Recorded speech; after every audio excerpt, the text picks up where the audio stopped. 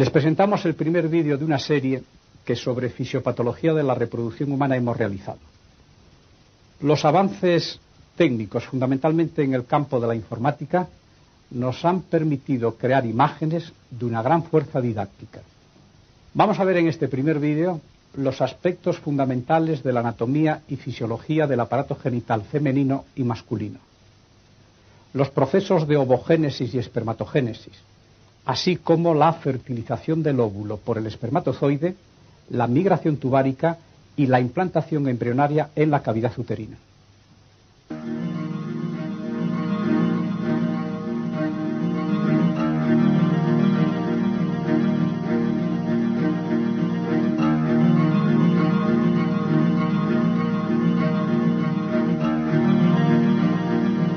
El aparato reproductor masculino está formado por los testículos, las vías eferentes, epidídimos, conductos deferentes, conductos eyaculadores y uretra, así como por glándulas accesorias, la próstata y las vesículas seminales.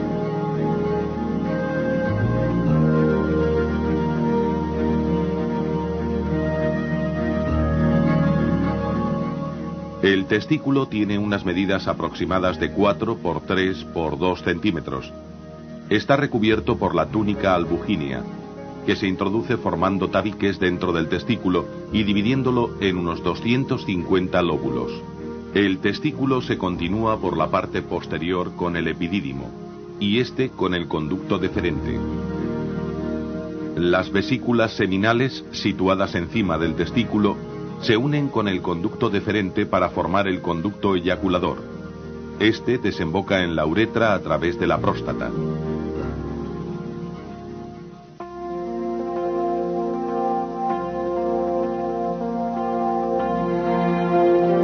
Para comprender el funcionamiento del aparato reproductor, tanto masculino como femenino, debemos entender primero la función de las hormonas. La hipófisis es el principal de los órganos de secreción de estas sustancias, sobre todo en lo que se refiere al control de las funciones genitales. La hipófisis se encuentra en la silla turca, en la base del cráneo. Junto a ella está el hipotálamo. En él se producen, entre otras, la hormona liberadora de gonadotrofinas, o GnRH, que controla la secreción en la hipófisis de la FSH y LH. Ambas hormonas son transportadas por el sistema sanguíneo hasta los testículos, donde estimulan dos tipos de células que se corresponden con dos funciones distintas. Por un lado, la hormona folículo estimulante, FSH, actúa sobre el epitelio germinal de los túbulos seminíferos en las células de Sertoli o de sostén y las células que producen los espermatozoides. La FSH se encarga, por lo tanto, de estimular la espermatogénesis. Por otro lado, la hormona LH activa las células intersticiales de Leydig, responsables de la esteroidegénesis, es decir, de la secreción de testosterona.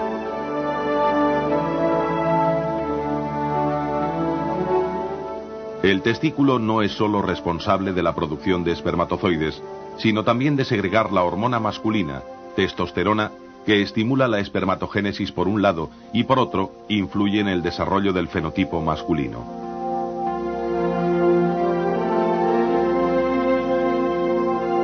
La espermatogénesis comprende una serie de procesos de proliferación celular que terminan con la producción de los espermatozoides.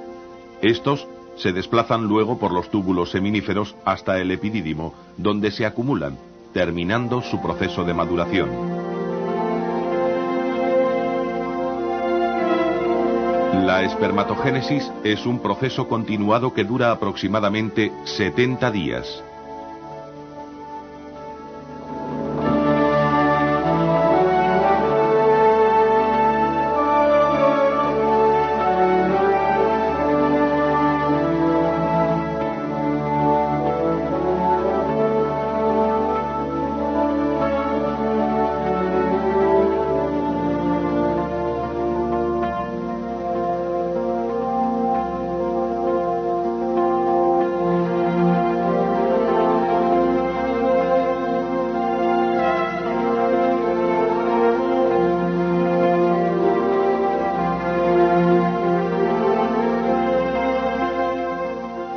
Durante la eyaculación, los espermatozoides pasan desde el epidídimo hasta la uretra a lo largo del conducto deferente. A la vez, se produce la secreción de las vesículas seminales, la próstata y las glándulas accesorias, constituyendo así el líquido seminal. Su volumen oscila entre 2 y 5 mililitros, de los que tan solo un 10% está formado por espermatozoides.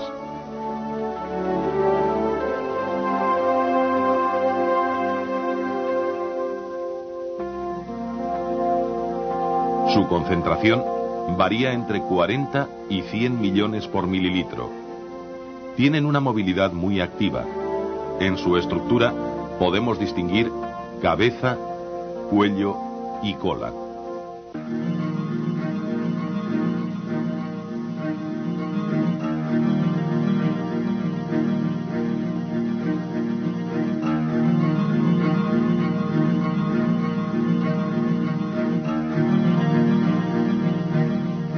El aparato reproductor femenino interno está formado por los ovarios, las trompas de falopio, el útero y la vagina. Los ovarios son dos, miden aproximadamente 3 por 2 por 1 centímetro. Están situados en la pelvis por detrás de los llamados ligamentos anchos y permanecen unidos al útero por los ligamentos útero-ováricos. En el ovario se distingue una capa externa o corteza y otra interna o médula. En la corteza se encuentran los folículos que albergan en su interior a los óvulos. Existen aproximadamente 200.000 folículos primordiales en cada ovario, de los que solo unos 200 se liberarán en las sucesivas ovulaciones. Por la médula del ovario penetran los vasos y nervios correspondientes. Las trompas de falopio son dos y comunican los ovarios con la parte superior del útero. Miden aproximadamente 10 centímetros de largo y terminan en su extremo distal en el llamado pabellón tubárico. Allí se encuentran las fimbrias, que recogen el óvulo en el momento de la ruptura folicular. El útero se encuentra detrás de la vejiga y delante del recto. Mide unos 7 centímetros de largo. Podemos distinguir dos partes, cuerpo y cuello. El cuerpo uterino se continúa en su parte superior por las trompas de falopio y el cuello se prolonga en su parte inferior por la vagina. Desde el punto de vista histológico, en el útero se distinguen tres capas: una externa serosa, una intermedia muscular llamada miometrio y una interna endometrio que a nivel del cuello recibe el nombre de endocérvix. La vagina comunica el útero con el exterior. Mide de 8 a 10 centímetros y está situada entre la vejiga y el recto. La parte de la vagina que rodea al cuello uterino forma los llamados fondos de saco vaginales.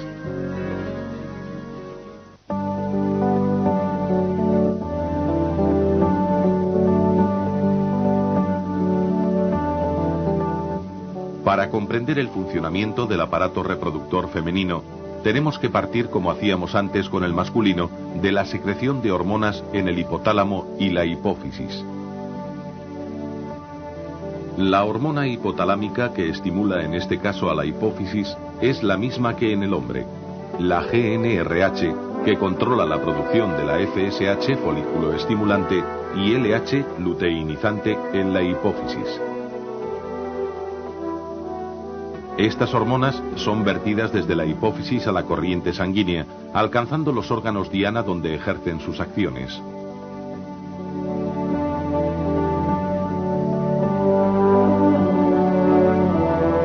Al comienzo del ciclo femenino, el aumento de FSH en la sangre estimula en el ovario el crecimiento de varios folículos, de los que tan solo uno llegará a ovular.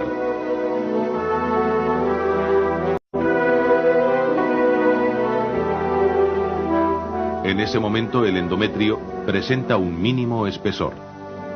Por otro lado, la misma hormona FSH estimula la secreción de estrógenos en el folículo ovárico. Vemos así que el ovario no es solo responsable de la producción de óvulos, sino también de la secreción de los estrógenos que controlan el ciclo femenino y que además influyen en todo el organismo.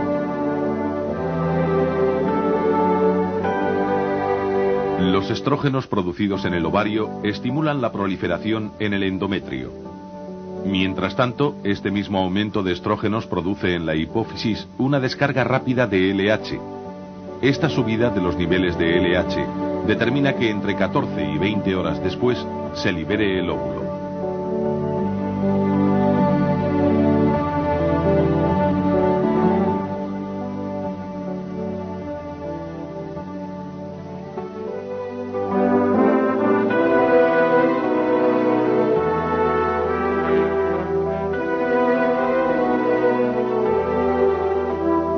En esta fase central del ciclo, la acción hormonal se encarga de sincronizar varios acontecimientos. El endometrio proliferativo comienza a transformarse en endometrio secretor, preparándose para la anidación del embrión. La secreción del moco cervical alcanza su máximo nivel en cantidad y fluidez, coincidiendo con la ovulación. Inmediatamente después de la ovulación, comienza la fase luteínica. Conforme el óvulo desciende lentamente por las trompas de Falopio, se forma el cuerpo lúteo o amarillo, que segrega progesterona y estrógenos. Si el óvulo no es fecundado, el cuerpo lúteo regresa y disminuyen los niveles de progesterona y estrógenos. El endometrio se descama y aparece la menstruación.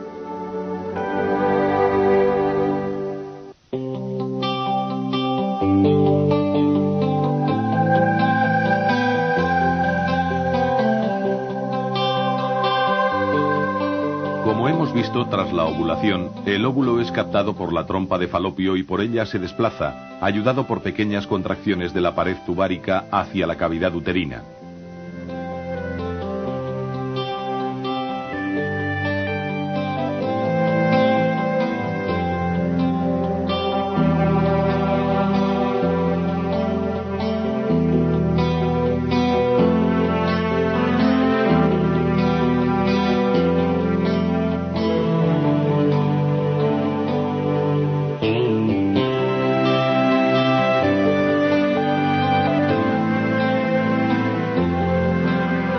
El espermatozoide adquiere las condiciones adecuadas para la fertilización del óvulo, capacitación, tras la eyaculación, al llegar al interior de la cavidad uterina.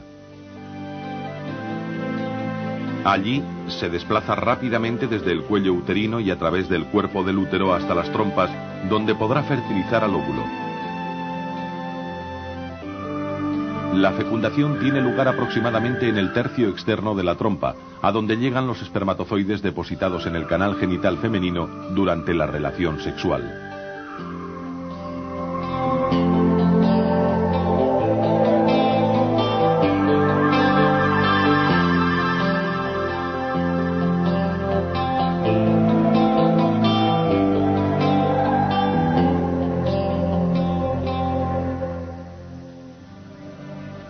De todos ellos, tan solo uno fertiliza el óvulo, formándose luego una membrana en la superficie del mismo que lo hace impenetrable para otros espermatozoides. Se unen así el espermatozoide y el óvulo, portadores ambos de la información genética paterna y materna que permitirá el desarrollo de un individuo distinto con una nueva información genética. El óvulo fertilizado ha adquirido ya plena capacidad para alcanzar su desarrollo completo por un mecanismo de extrema complejidad determinado desde la fertilización. Ahora necesita tan solo de las condiciones adecuadas para poder desarrollar los planes que ya tiene marcados tras los procesos bioquímicos que suceden en el nuevo ser.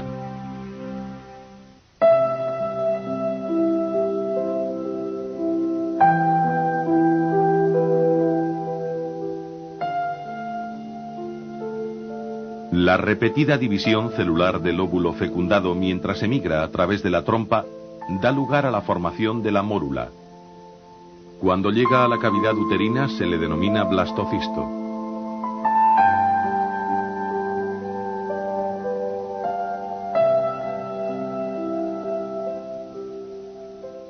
Una vez en el interior del útero, el blastocisto se pone en contacto con el endometrio, que se encuentra en una fase muy avanzada de secreción.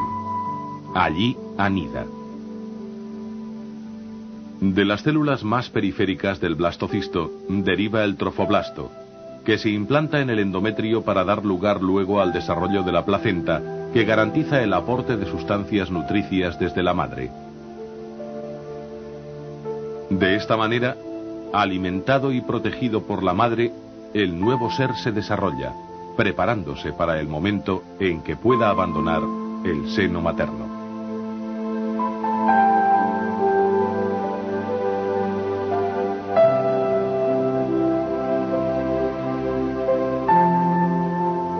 Con la anidación terminamos este primer vídeo. En el siguiente les presentaremos los aspectos relativos a la fisiología del embarazo y del parto, haciendo hincapié fundamentalmente en las modificaciones gravídicas y en el desarrollo embrionario y fetal.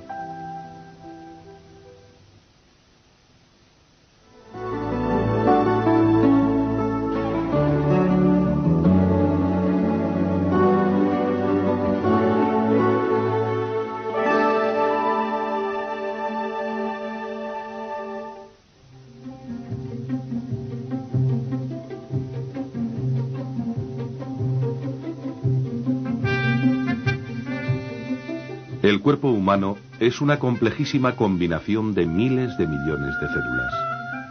Unas constituyen el pelo, otras la piel, otras el sistema nervioso.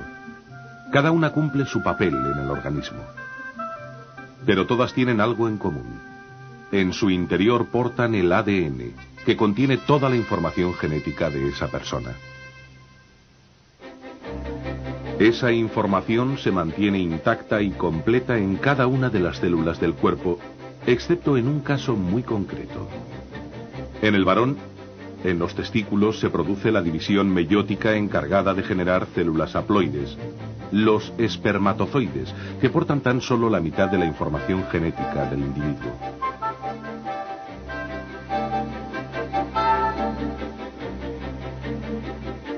El objetivo de estas células es la fecundación.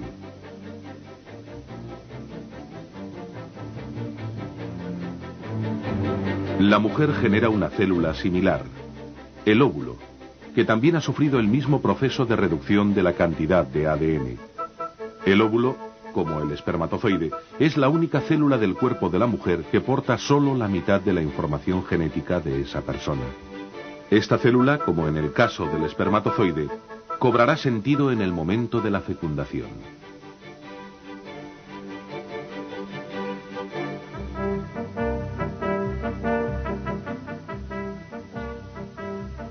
El contenido de ADN permanece intacto en todas las demás células de la madre y del padre.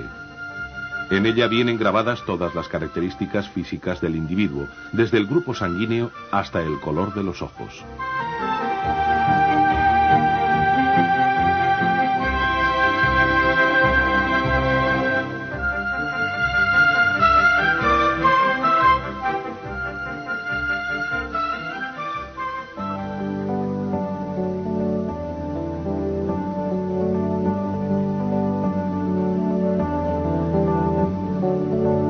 El óvulo tiene una vida muy corta. Si no es fecundado, se mantiene vivo tan solo 24 horas después de la ovulación. Durante ese tiempo desciende lentamente por la trompa de Falopio hacia el útero. Sucede lo mismo con los espermatozoides. Solo viven 24 horas. De los 100 a 300 millones que son depositados en la vagina durante la relación sexual, tan solo unos 300 consiguen remontar el útero y la trompa de Falopio hasta fecundar el óvulo. Inmediatamente este se volverá impenetrable para otros espermatozoides.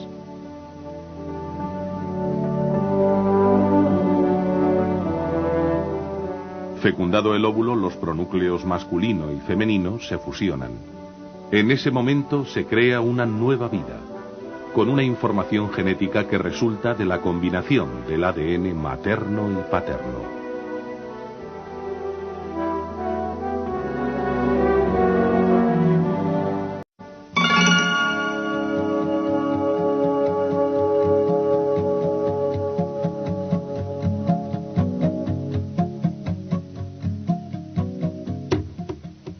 Desde el momento de la fecundación, la madre es portadora de un nuevo ser, con una carga genética nueva y completa. Entre esa información genética está el sexo del nuevo individuo. El cigoto así formado se divide y se inicia la segmentación del mismo, multiplicándose el número de células.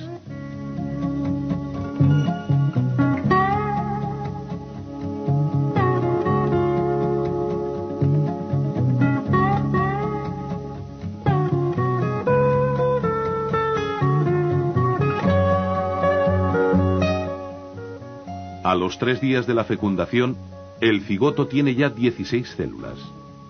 Al llegar a la cavidad uterina, las del interior se agrupan. Ellas generarán el embrión. De las células exteriores derivará la placenta. El cigoto pasa entonces a llamarse blastocisto. El útero de la madre espera la llegada del blastocisto en las condiciones adecuadas para su anidación.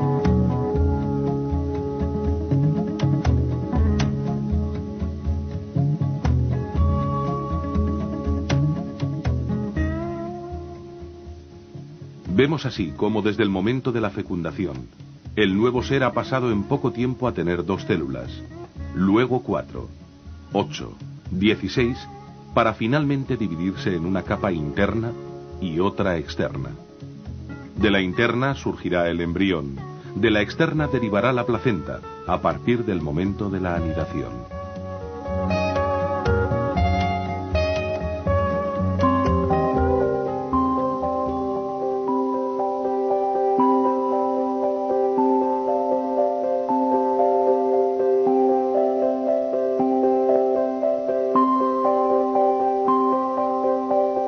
Tras anidar, el blastocisto continúa su desarrollo en el endometrio materno. Veremos ahora el motivo por el que el blastocisto se había diferenciado en una capa externa llamada trofoblasto y una interna denominada embrioblasto.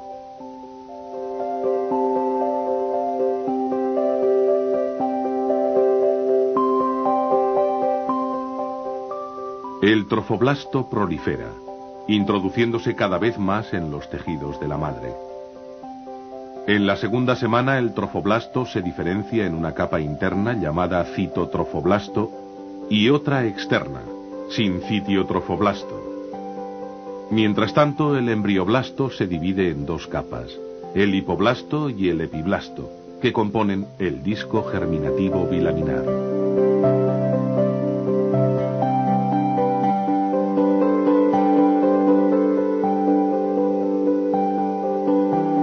El rápido crecimiento de las capas externas crea 2 cavidades en torno al embrioblasto. Estas cavidades van a rodear y proteger desde ahora hasta el momento del parto al nuevo ser, que se encuentra rodeado por el líquido amniótico contenido en su cavidad.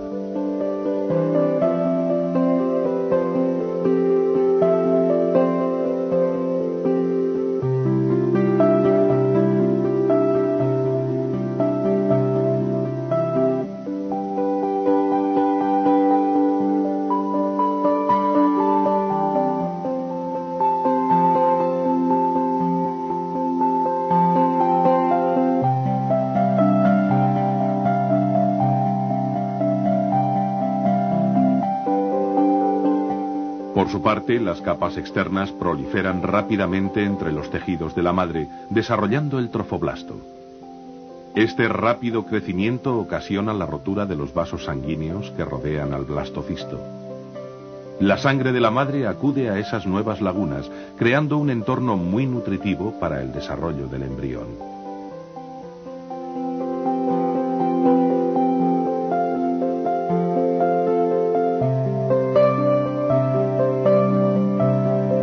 El crecimiento del disco germinativo es lento en comparación con el del trofoblasto. Al final de esta semana, el disco germinativo se encuentra entre 2 cavidades, sujeta por el pedículo de fijación dentro de la cavidad coriónica. Este pedículo será luego el cordón umbilical. El trofoblasto comienza a desarrollar las vellosidades necesarias para que se inicie la circulación uteroplacentaria.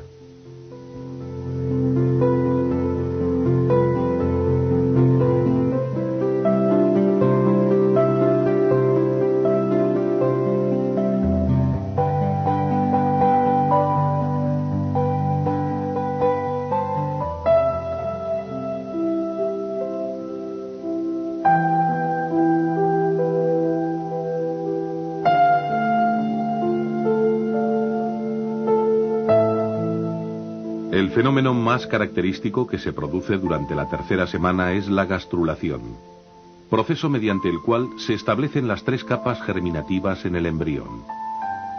Así comienza a surgir una nueva capa celular entre las que componían el disco bilaminar. Se forman entonces el ectodermo, mesodermo y endodermo, de los que se diferenciarán los tejidos y órganos del embrión.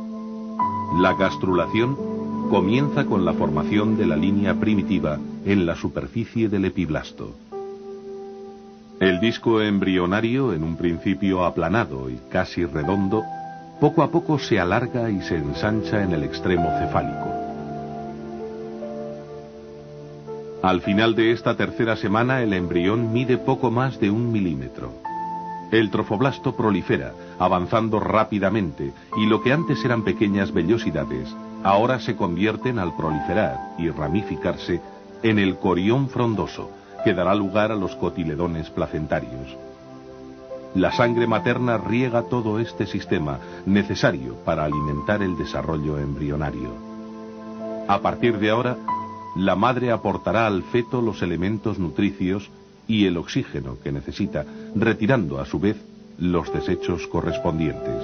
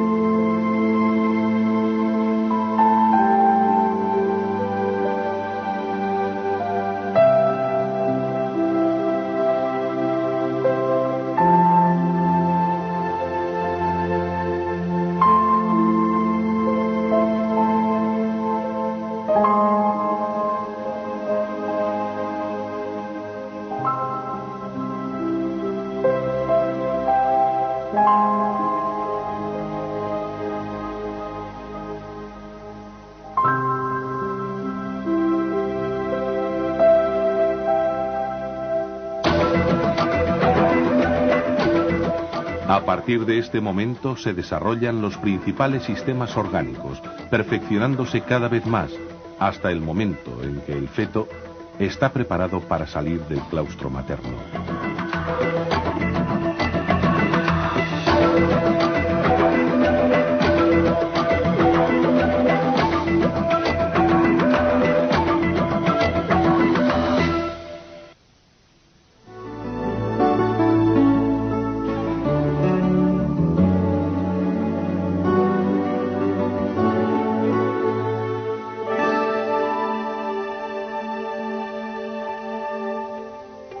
Desde el momento de la fecundación se han sucedido una serie de acontecimientos que desembocan al final de la tercera semana en el desarrollo del disco germinativo trilaminar. Ese disco, como habíamos visto, consta de 3 capas de las que ahora derivarán todos los tejidos y órganos específicos. A esta etapa, que ahora comienza, se le denomina periodo embrionario. Le seguirá luego el periodo fetal. Al final de esta última etapa, el feto estará listo para salir del claustro materno.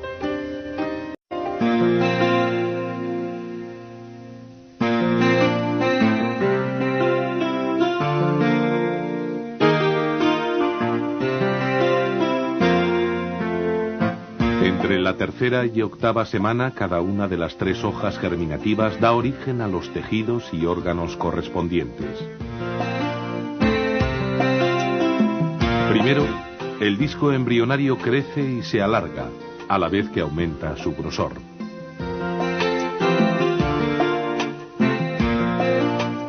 Se forma así la placa neural, a partir de la cual se irá desarrollando la cabeza del embrión.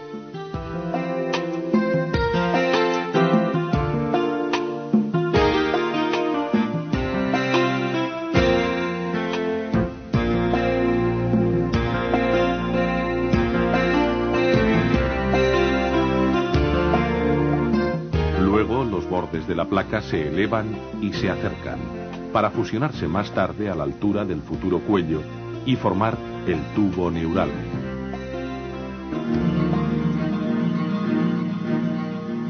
El proceso se completa al acabar de cerrarse el tubo neural, formando la médula espinal y las vesículas cerebrales. A partir de ahora se desarrollan los tejidos y órganos correspondientes. Al crecer rápidamente el sistema nervioso, el embrión se pliega, lo que comienza a dar la forma redondeada del cuerpo. Este fenómeno rodea a la capa interna, el endodermo, en la que se genera todo el tracto gastrointestinal, el aparato respiratorio y urogenital, el hígado y el páncreas, además de otros tejidos y órganos. Esta etapa es fundamental para el desarrollo correcto del embrión y al mismo tiempo la más sensible a la producción de defectos estructurales. Como consecuencia de la formación de órganos al final de la 8ª semana, han aparecido ya los principales rasgos del cuerpo humano.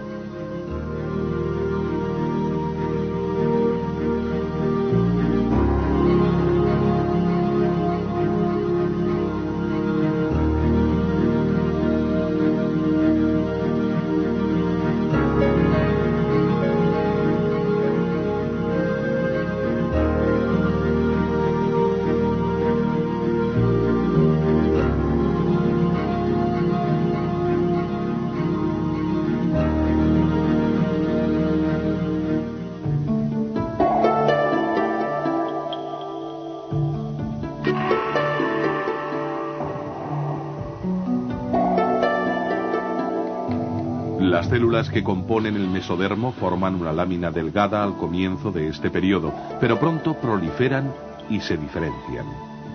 De esa diferenciación nacen los músculos, cartílagos y huesos, el tejido subcutáneo y todo el sistema vascular.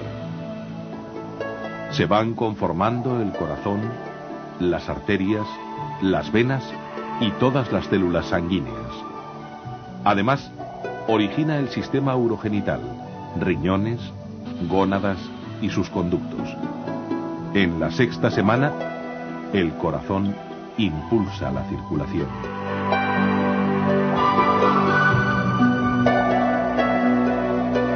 Se acelera el crecimiento del embrión. Entre las semanas 7ª y 8ª, alcanza los 25 milímetros de longitud.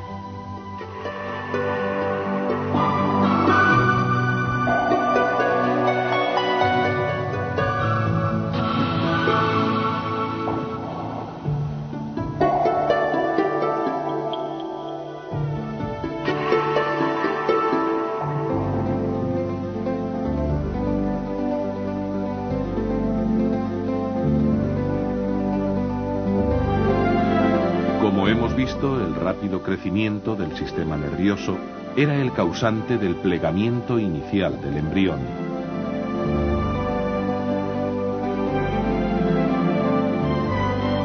Los derivados del ectodermo son los órganos y estructuras que mantendrán el contacto con el mundo exterior. El sistema nervioso central, el periférico, la piel, el pelo, las uñas y los órganos sensoriales, oído, nariz y ojos.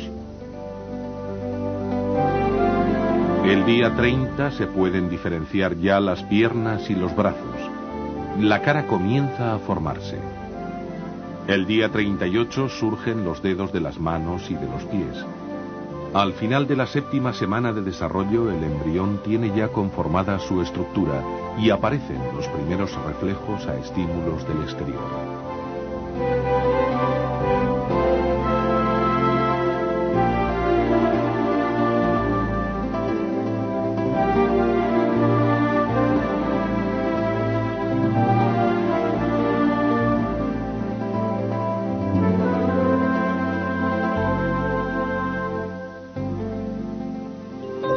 Durante el embarazo, el útero experimenta un extraordinario crecimiento con aumento de tamaño y volumen. En su interior se distinguen la decidua basal, la decidua capsular y la decidua refleja.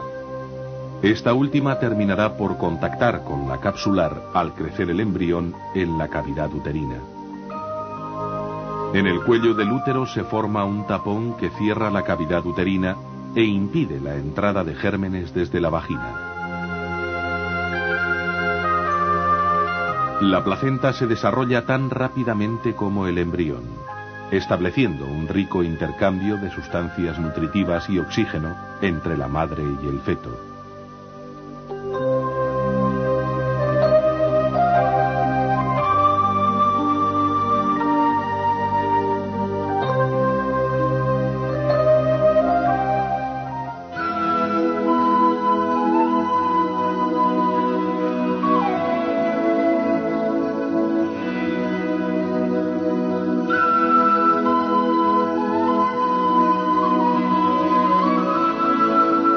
El periodo fetal se extiende desde la 9ª semana hasta la fecha del parto. Los tejidos y sistemas formados en la etapa embrionaria van madurando, mientras el cuerpo crece rápidamente en tamaño y peso.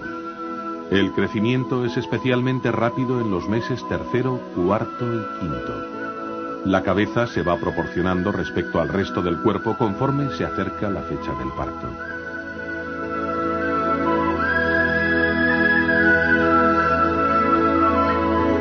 La ecografía nos permite ver las fases del desarrollo embrionario y fetal. Ya en la 8ª semana reacciona a estímulos exteriores. En esa semana tiene lugar también la diferenciación sexual. En la 10ª semana el feto pesa entre 15 y 25 gramos y es capaz de abrir y cerrar la boca. En la 13ª semana surge el reflejo de succión. Los ojos y las orejas se sitúan en su posición definitiva. Más tarde, las extremidades alcanzan su longitud relativa en comparación con el resto del cuerpo. Los movimientos del feto no son todavía percibidos por la madre.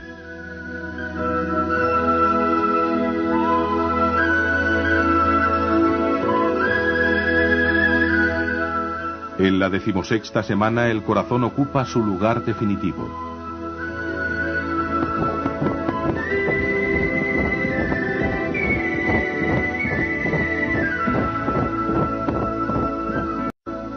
Poco después, el feto desarrolla rápidamente los sentidos. Pesa ya unos 450 gramos y sus movimientos pueden ser percibidos claramente por la madre. A partir de entonces el feto se limita a crecer y prepararse para su salida al exterior. El contorno corporal se redondea debido al depósito de grasa subcutánea que va a proteger al recién nacido. Con 28 semanas de edad, el feto podría sobrevivir fuera de la madre.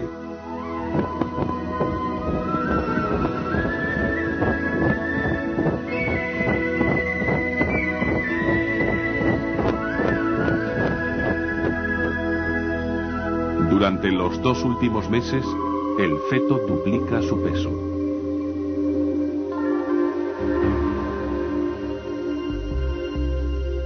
Cuando se cumplan 280 días desde la última regla, la gestación se habrá completado y llegará el momento del parto.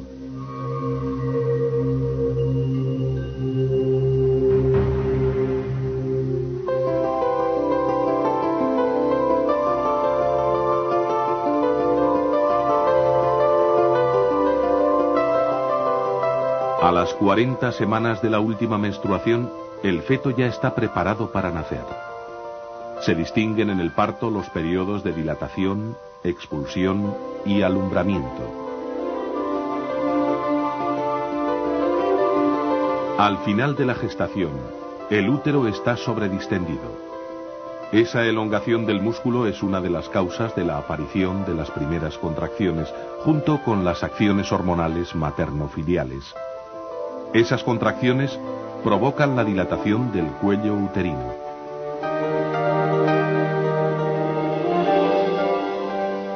Se dice que esa dilatación es completa cuando alcanza los 10 centímetros de diámetro. En ese momento ocurre la rotura de la bolsa de las aguas, con la correspondiente salida del líquido amniótico.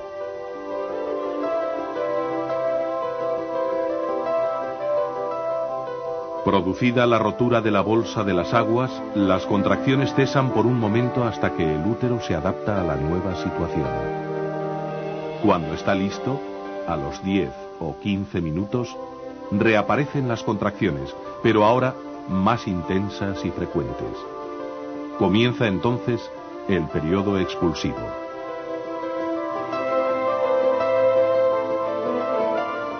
En este momento, la madre, a la vez que siente las contracciones, siente también la necesidad de empujar con la pared abdominal. Esos pujos son cada vez más frecuentes y de mayor duración, conforme el feto va progresando a través del canal del parto.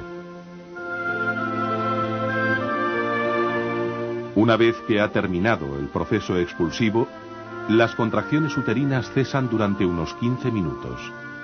Luego reaparecen para expulsar la placenta. Han pasado 9 meses desde el momento de la unión de dos células, la materna y la paterna, el óvulo y el espermatozoide. Durante ese tiempo, se han ido sucediendo con increíble precisión una serie de complejas transformaciones que culminan con el parto.